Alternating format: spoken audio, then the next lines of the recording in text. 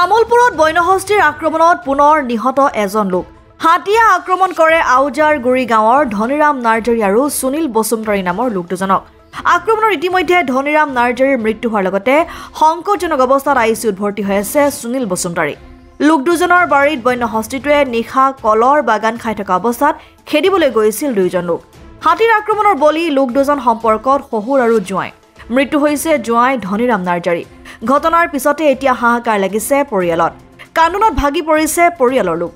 লোক দুজনৰ বাৰীৰ কাষতে হঠাৎ উগ্ৰ হৈ হাতীটোৱে একেলগে আক্ৰমণ চলায় দুয়োজন লোকৰ ওপৰত। বিগত 15 দিনৰ ভিতৰত বনৰীয়া হাতীৰ আক্ৰমণত তামোলপুৰত নিহত হৈছে দুজনকৈ লোক। দুটাকৈ খঙাল হাতীয়ে প্ৰায় সীমান্তত চলাই আছে উপদ্ৰৱ। নিশাই ঘটনাস্থলীত উপস্থিত হৈছে বন বিভাগৰ লোক। এতিয়া মোৰ তৰফৰ পৰা সকলো অনুৰোধ জনায় যে চবে অলপ নিজকে সচেতনত থাকে, যাতে হাতীটো ওচৰত আহিলেও যাতে তাক ইমান মানুহে হাতীৰ ওচৰত যাতে নাযায় আৰু খেদিবলৈ কাৰণে ইমান চেষ্টা কৰিব নালাগে। যিহেতু জন্তু লাহে লাহে যাওয়াটো চবেই চিন্তা কৰক আৰু ইমান আৰু কালি কিবা আৰু অনিষ্ট কৰিছ নেকি ঘৰত? এনেতো ঘৰত অনিষ্ট এনেকুৱা এতিয়া বৰ্তমান শুনা নাই।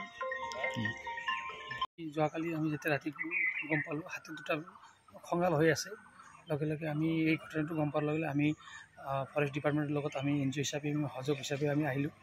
আহি আমি চালোঁ, আমাৰ কথাটো হ'ল কেনেকুৱা কি ধৰণে হাতীটোৰ পৰা মানুহকেইটাক আমি বচাব পাৰোঁ, সেই চিন্তাৰ কাৰণে আমি এতিয়া ফৰেষ্ট ডিপাৰ্টমেণ্টৰ লগত লগ হৈ আমি পৰিকল্পনাকেইটা কৰি আছোঁ আৰু বাকীখিনি আমি কেনেকুৱা কি ধৰণে আমি আগুৱাই যাব পাৰিম সেইটোৰ কাৰণে আমি অলপ চিন্তা চৰ্চা কৰি আগবাঢ়ি আছোঁ। কালি এজন মাৰিছে, এজন ইনজুৰ হৈ আছে আৰু তাৰে 15 দিনমান আগত একজন আৰু ঢুকাইছে।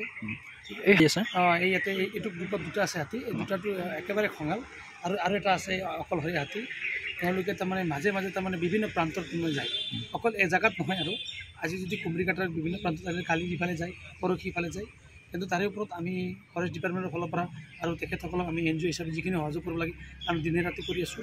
আৰু তাৰে মাজত আমাৰ ADS কমিটি আছে, কমিটিও আমাৰ সক্ৰিয়ভাৱে কাম কৰি আছে। অসম আদিত্য, তামোলপুৰ।